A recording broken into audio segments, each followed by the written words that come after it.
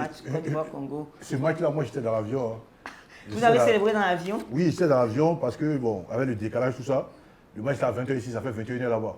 Et donc, du coup, c'est quand nous, on atterrit ici, et à l'aéroport, que mon grand frère, lui, il sort son téléphone. Mais on aimerait savoir quelle était l'ambiance dans l'avion. Vous êtes dans les airs, vous n'avez pas peur? Les gars, ils étaient tendus parce qu'il y a beaucoup qui étaient en maillot ivoirien. Oui.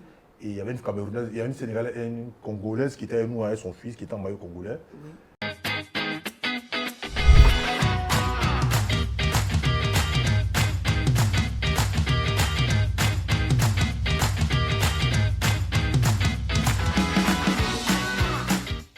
Bonsoir à tous, bienvenue sur le plateau TV du Salon 24.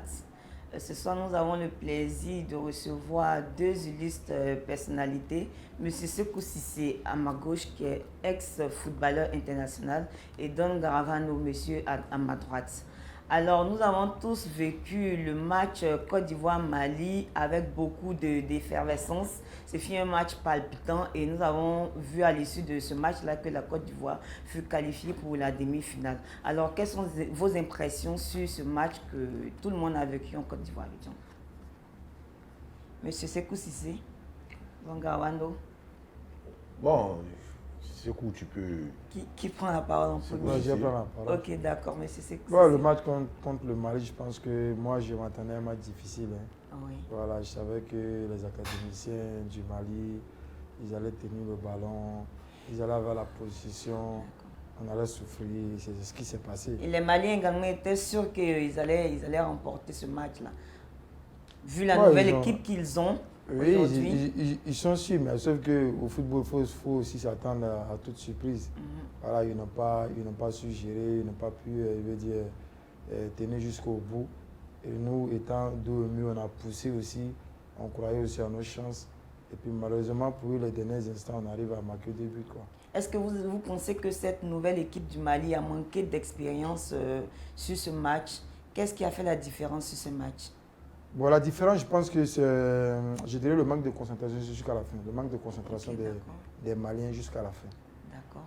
Pour moi, si j'étais concentré, si c'était une équipe qui avait plus d'expérience, ils n'allaient peut-être pas encaisser le but égalisateur. C'est une jeune équipe, donc ce n'est pas la première fois que ça arrive. En 2019, c'était pareil. Ils nous ont dominé toute la rencontre. Et puis bon, la seule occasion qu'on a eue, Zahir l'a marqué. Donc, je m'attendais à ce genre de match-là sur le côté résultat, mais de l'autre côté, je savais qu'ils allaient contrôler le match. Je savais que techniquement, ça allait être bon. Si on ne réagissait pas, ça allait être compliqué. Mais c'est ce qui s'est passé pendant plus d'une heure. Donc, on attendait le but qui allait changer tout.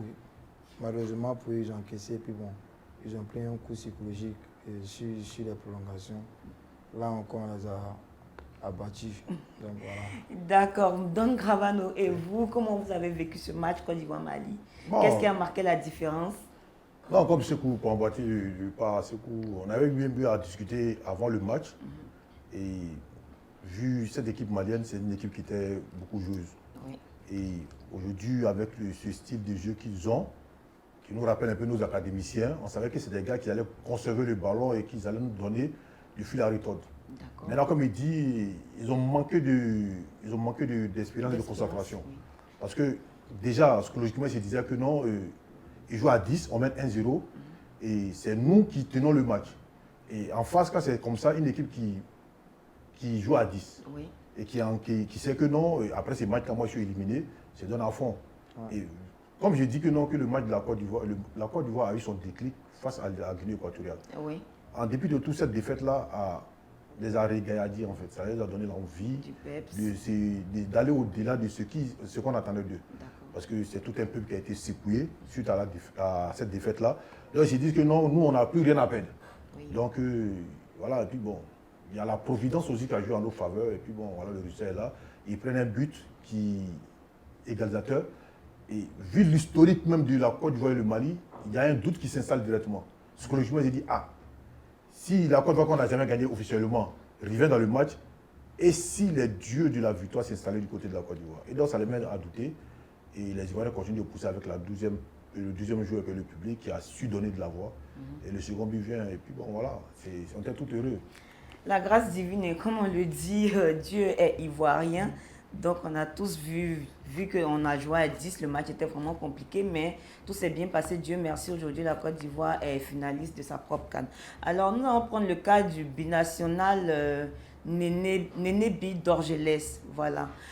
Qui a refusé de célébrer son but quand il a marqué contre la Côte d'Ivoire. Alors, quelles sont vos impressions? Qu'est-ce que vous en pensez? C'est un jeune joueur. Bon, moi, je ne m'attendais pas même à ce qu'il ne célèbre pas. Mais il a eu la maturité de ne pas célébrer tout en respectant son pays d'origine. Ça se comprend. Mais s'il avait aussi célébré, aussi, on allait comprendre parce qu'il n'est pas en club, il est en sélection. Mais il a eu cette maturité-là de respecter tout un peuple ce jour-là. Ça m'a franchement, l'image m'a quand même touché.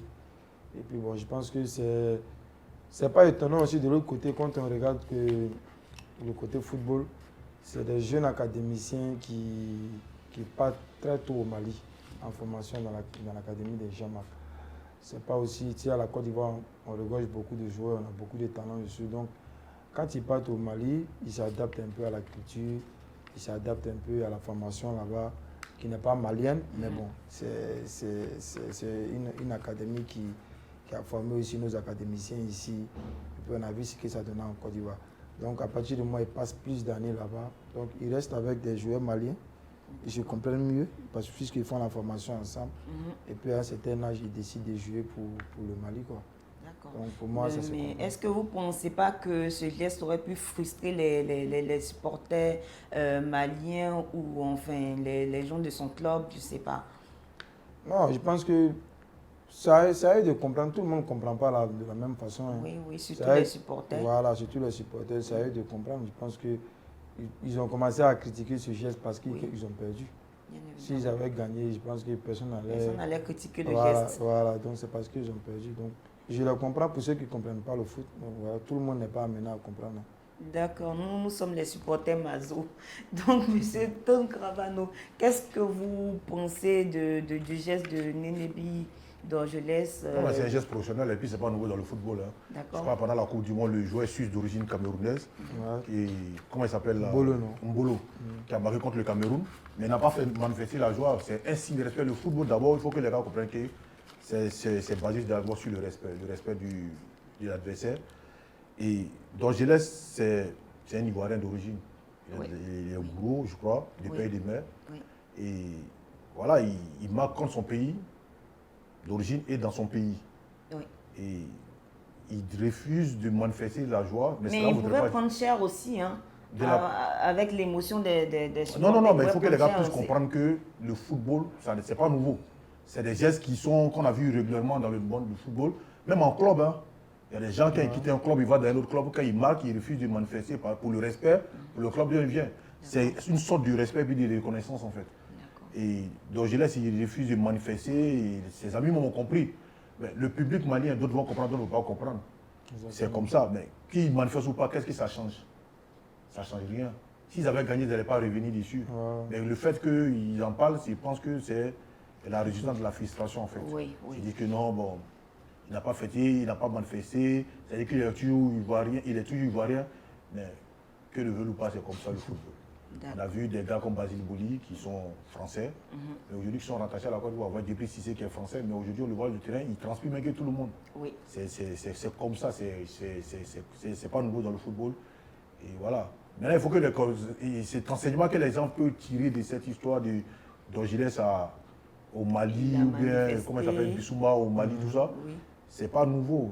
En équipe nationale de Côte d'Ivoire, on a vu des gars qui sont d'origine étrangère, qui ont fait nos fiertés. Donc si l'inverse se produit, pourquoi nous on doit Chez nous par exemple, on a Ndika aussi, hein, Evan Ndika qui est. Oui, mais lui, sa mère est française, sa mère est ivoirienne par contre. Oui. Sa mère est ivoirienne, son père est camerounais. Mais il pense qu'aujourd'hui le football n'a pas besoin de ça. D'accord. On voit des gars d'autres nationalités qui se trouvent dans d'autres pays. C'est des choses qui étaient même là en Allemagne. Aujourd'hui, on voit des Noirs qui jouent en Allemagne. Donc pas en nouveau. Italie aussi. En Italie aussi, donc c'est pas nouveau. Il y a des Ivoiriens qui jouent en Italie. Moïse Kean est ivoirien, mais il joue en Italie. Donc c'est pas nouveau. Très bien, donc revenons sur le match Côte d'Ivoire-Congo. On a tous vu la prestation des éléphants à ce match-là. Quelles sont vos impressions sur ce match Côte d'Ivoire-Congo? Cette demi-finale. C'était le match le plus abouti. C'était palpitant, hein? Ouais. Mais je pense que c'était le match, dans l'ensemble, c'était le match le plus abouti des éléphants. Voilà, après... À ce niveau-là, vous n'aviez plus peur, c'est ça? Non, pas du tout. Parce qu'après, je vais dire qu'ils ont réagi aussi. Hein. Voilà, on n'a pas souffert comme les autres matchs, contre le Sénégal, oui. Le Mali. On a souffert pendant 1 heure. Et là, ils étaient déjà, dès le départ, dès l'entame, ils étaient dans le match.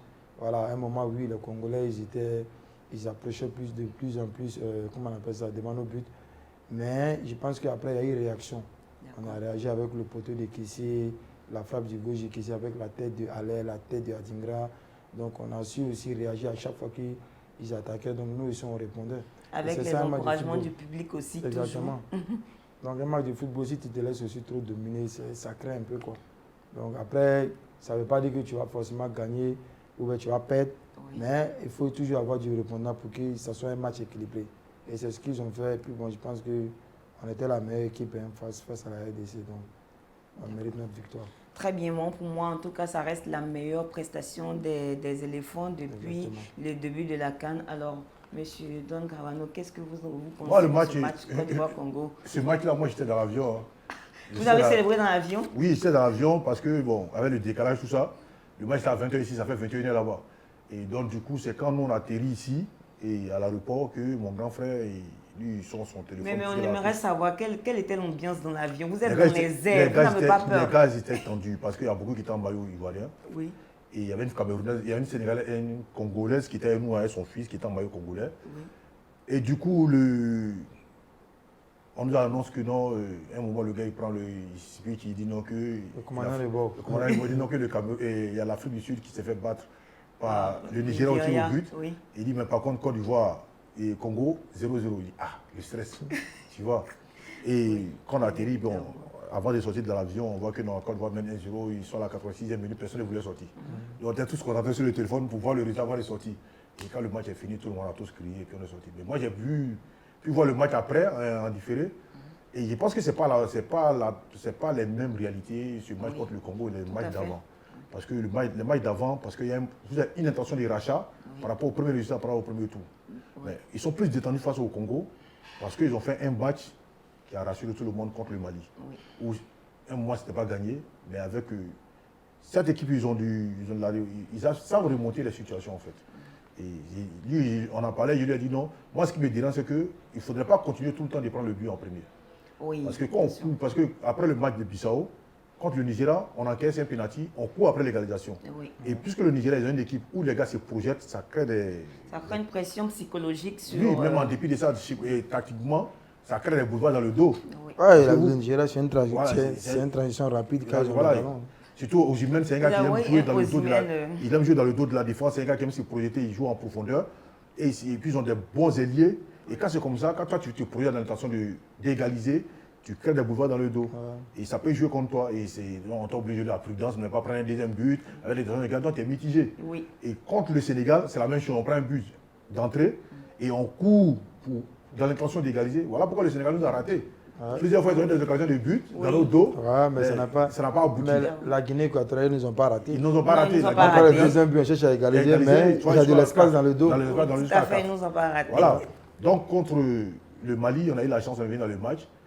Parce que on prend le but à la 70e minute. Oui. On joue à 10. On est obligé de défendre, on ne peut pas se projeter. Mais à un moment, les gars, c'est là qu'ils viennent égaliser. Et puis, c'est une autre réalité maintenant, parce que le 12, c'est ça chez les Maliens. Mais contre le Congo, ce n'était pas la même réalité. Ils sont plus détendus, parce qu'ils n'ont pas encore pris de but. Et chacun dit parce que les précédents matchs ont été gagnés. Voilà, ils se disent que non, bon, on a tous les chances. Et les choses se jouent en nos faveurs. Parce que quand tu regardes les matchs, c'est vrai que les Congolais ont marqué un but qu'on refuse, tout ça, parce que c'est vrai, il y a faute. Oui. Mais après ça, ils n'ont pas d'occasion nette véritablement de buts comme ça. C'est nous, on crée des occasions. La tête une seule occasion en deuxième mi-temps. En deuxième mi-temps, la tête d'Haller, tout ça. Donc, c'est des situations qui te mettent en confiance, en fait. Et ces matchs-là, c'est un match un peu plus détendu par rapport aux autres matchs. Et je pense que contre le Nigeria, en finale, ça sera pareil. D'accord. En tout cas, on a vu une belle prestation des éléphants lors de ce match Côte d'Ivoire-Congo. Alors, revenons sur notre joueur chouchou, Haller. Haller, pendant ce match, en tout cas, pour moi, si il n'avait pas vraiment raté ses occasions, il aurait mis 4 buts lors de ce match. En tout cas, quand j'ai regardé, il aurait mis 4 buts. Alors, monsieur Sékou Cissé, Qu'est-ce que vous pensez de la prestation de Haller, surtout quand on sait le parcours qu'il a eu à cause de sa maladie? Et bon, c'était pas tellement évident lors de ces matchs. On a vu qu'au début de la CAN, il n'avait pas une bonne performance.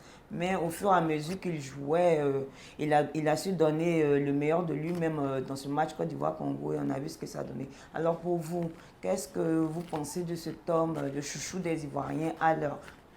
Ouais, alors il a eu beaucoup de moments difficiles, hein, sa Bien sûr. maladie, il n'a pas beaucoup de temps de jeu en club, Oui. donc il vient aussi en sélection étant blessé. Blessé, tout à fait. Mais on connaît tous son importance. Donc c'est un joueur de surface qui amène beaucoup, qui donne beaucoup à son équipe, qui est capable de marquer à tout moment. Oui.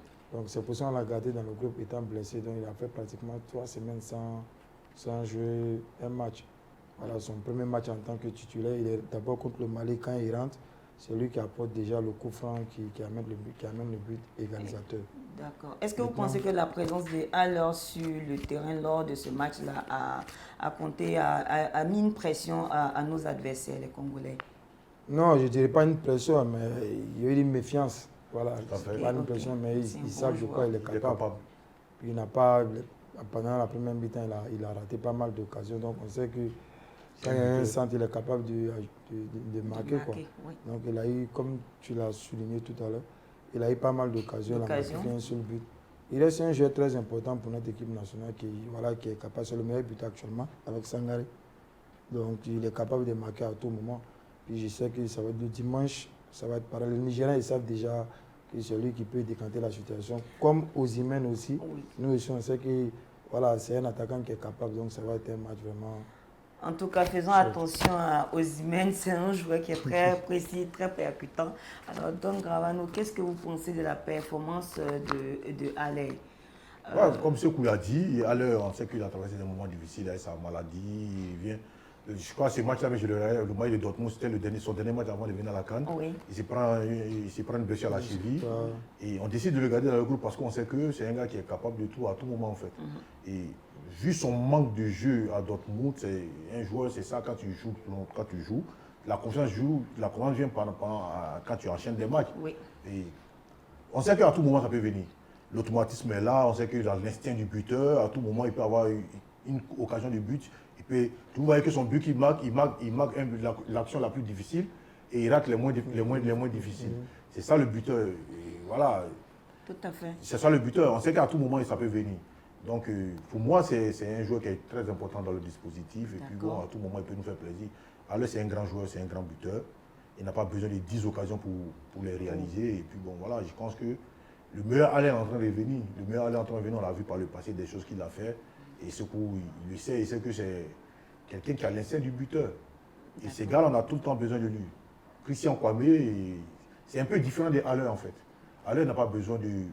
C'est pas quelqu'un qui va jouer en profondeur, qui a fait des appels, des balles, tout ça. La preuve en est que le penalty contre le Sénégal, Oui. ça lui place le ballon. Oui. Tu vois, ça lui fait la passe à Pépé, c'est qui occasionne le penalty.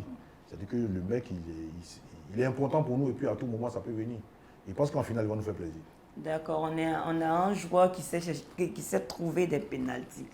Donc, pour revenir à notre équipe, aujourd'hui, pour cette CAN-là, nous avons une équipe qui est considérablement jeune. À 95%, on a de nouveaux joueurs qu'on ne connaissait pas avant, qui sont rentrés dans cette CAN-là. Alors, pour vous, quels sont les joueurs qui se sont démarqués le plus dans cette CAN-là, surtout pour les nouveaux? Bon. Donc, avant de revenir sur vous aujourd'hui, je commence avec lui. Non, mais pour moi, comme il disait que qu'ils sont dans un passage des relais, c'est des jeunes qui veulent s'exprimer. Ils veulent qu'on... Parce que tu sais, venir en équipe nationale, ce n'est pas permis à tout le monde. Oui. Et surtout jouer une Coupe d'Afrique, ce n'est pas permis à tous les jours. Il y a des gars qu'on a connus qui ont fait des grandes carrières en club, mais qui n'ont pas eu l'opportunité de pouvoir jouer une Coupe d'Afrique. George Weah, il pense qu'il a joué une seule Coupe d'Afrique. George Weah. D'accord. Tu vois, alors que le gars, il a le ballon d'or africain. Et le ballon d'or FIFA. Oui. Tu vois, donc ce n'est pas permis à tout le monde. Donc ces jeunes-là, aujourd'hui, ils ont la chance de jouer en équipe nationale, de jouer une compétition qui se joue sur le sol. Et bien évidemment, ils sont en finale de Coupe d'Afrique, c'est une grâce. Donc ces jeunes-là veulent s'exprimer. Moi, ils pensent que c'est dans l'ensemble, les jeunes sont en train Le meilleur va venir après. Parce qu'il y a des gars, il y a des jeunes qu'on ne connaît pas. Oui. À Dengra, on entend parler de lui, mais beaucoup d'Ivoiriens ne le connaissaient pas. Oui. C'est pareil pour Lazare Mani, que des Ivoiriens ne connaissent pas. Kosonou également. Ousmane aussi. Ousmane, il y a plein que des gars ne connaissent pas. Oui. Et c'est l'avenir du football ivoirien. Oui. Et pour le moment, pour moi, aucun d'eux n'arrive à faire asseoir son jeu. On va dire que non, qui fait sensation. Oh, Et parce que c'est un travail de groupe. Voilà pourquoi sur la toile, on en rigole, on dit ouais, que les entraîneurs veulent étudier le jeu du Ivoirien. Personne ne sait nous, on joue à quelle son sauce nous manger, oui. Voilà. Mais pourtant, c'est des jeunes qui sont doués. Oui. Ils sont merveilleux et je pense que le monde va les découvrir après. Surtout l'Afrique va les découvrir après. Pour le moment, ils sont en phase de découverte. Et quand ils vont confirmer, je pense que les gars vont les connaître et puis ça va faire peur. D'accord, très bien. Alors, Monsieur Sékou Cissé, qu'est-ce que, pour vous, quels sont les joueurs qui se sont le plus démarqués dans cette équipe nationale de Côte d'Ivoire? C'est tous les jeunes joueurs pour moi. Chacun a fait sa part. Donc, même si au départ, ça n'a pas été facile pour Adengra, étant blessé et tout. Mais bon, je pense qu'il est bien rentré face au Mali. Il est dans la continuité. Et puis, moi, je pense qu'il faut les intégrer progressivement pour qu'ils puissent se connaître, pour qu'ils puissent jouer ensemble pendant un bon moment. Et ça reste aussi important. Les joueurs qui se connaissent pour les automatismes, comment se retrouver sur le terrain, comme on a vu les jeunes Maliens. Et ça reste important. Je pense que pour l'instant, c'est un sans faute pour nos jeunes joueurs, quoi. D'accord, on va dire bravo aux éléphants de Côte d'Ivoire. D'accord, alors la finale qui va se jouer ce dimanche au stade Ebimpe sera avec les Super Eagles. Alors, si vous étiez à la place de Hermès Faye, quelle serait votre sélection pour cette finale-là? Quels joueurs auriez-vous mis en avant et quels sont ceux que vous aurez restés? La composition, quoi. Oui, tout à fait. Ouais, moi, je pense que si on doit revoir la composition, ça va être au niveau de l'attaque. Au niveau de l'attaque, c'est vrai que Max il a beaucoup donné dans cette sélection, mais je l'ai trouvé moins bon contre la RDC. Après, il a fait une passe décisive qui amène le but. Après, je veux dire qu'il a ce courage de toujours vouloir bien faire, mais sur ce match, il a été moins bon. Ça arrive, hein, mais je pense que pour la finale, après, je ne sais pas. Max, des fois aussi, il est imprévisible. On ne sait pas s'il va commencer avec. Mais si j'étais à la place de Faye, j'allais commencer avec Pépé et Adengra. Et puis, allez, Max peut-être pour les 30 derniers. Pour mettre la pression en même temps au Nigeria. Exactement. Et en 10, j'allais mettre Amani Laza, Kessi et puis Seko. En défense centrale, j'allais continuer avec Bolé, avec Ndika, Ghislain Kona, latéral gauche, et puis Wilfried Singo, et puis Yaya dans les buts. N'oubliez pas qu'on a nos 4 joueurs qui ont pris les cartons et ils reviennent, ne les oubliez pas. Non, on ne les a pas oubliés, et ils reviennent, mais pour l'instant, je préfère que les autres, ils ont. Je veux dire que chacun a plus ou moins joué. Donc on a vu Oumar Diakité, celui qui peut rentrer dans les 20 dernières minutes, 30 dernières minutes pour créer de la folie. Oui. Ouais. Moi, je pense que lui, quand il commence un match aussi, il est moins bon. Je ne sais pas si c'est la pression, mais quand on lui donne les 20 dernières minutes, les 25 dernières minutes, il est capable de créer quelque chose, quoi. D'accord. Je pense que moi, c'est ma composition qui est là. D'accord, donc il faut noter qu'il faut déjà mettre la pression au Nigeria au tout début du match. Alors, Don Gravanos, quelle est votre sélection pour ce match, pour cette finale? Moi, ma sélection, c'est que, en fait, quand vous voyez l'équipe nationale du Nigeria, oui, la force de cette équipe-là, c'est sa défense déjà. Oui. Et parce qu'ils jouent beaucoup en piston et le milieu récupérateur joue un rôle essentiel. Un match, ça se gagne déjà au niveau de la bataille du milieu. Oui. Et nous, on a la chance d'avoir des jeunes aujourd'hui qui sont capables de faire la différence à tout moment. Donc moi, si ma sélection, comme il a dit, ça sera essentiellement la même sélection.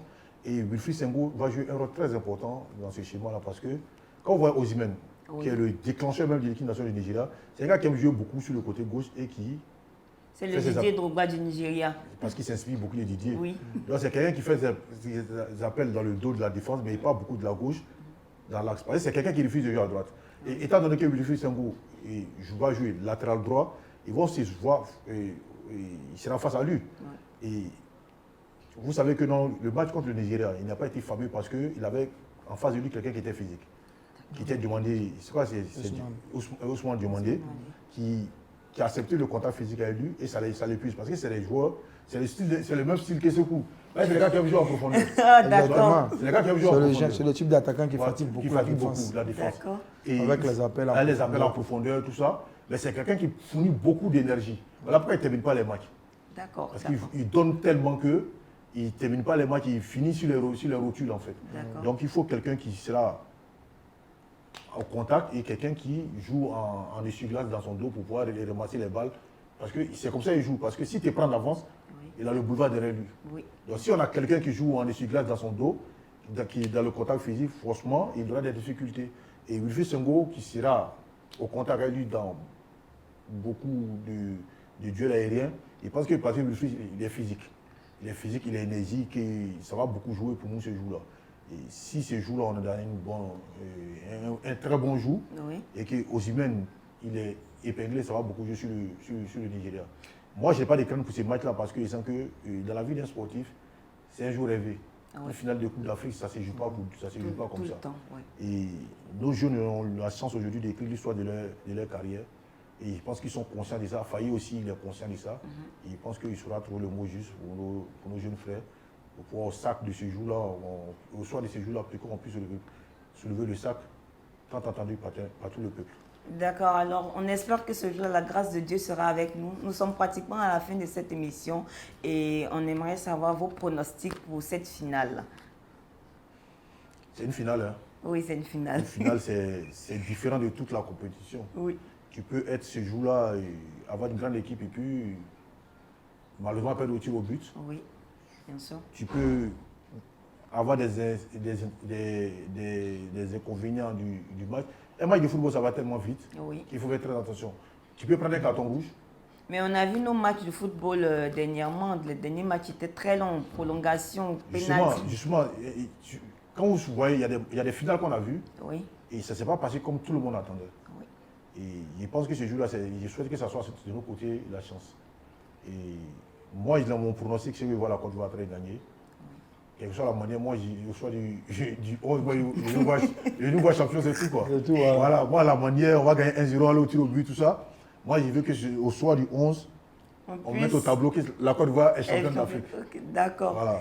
D'accord, donc nous savons que nous n'avons pas une équipe facile en face de nous. Le Nigeria avec Osimhen, non, mais ça peut se faire, ça peut se faire. L'équipe ne sera pas facile et moi, en tout cas, pour mon avis, je pense que ce match sera très difficile. Mais alors, comme tous les autres matchs. Non, moi, pour moi, on va gagner 2-1. 2-1, d'accord. Alors, nous sommes pratiquement à la fin de notre émission, le Salon 24. Merci à nos deux invités d'avoir participé à cette émission et on se dit à très bientôt. Merci. Merci.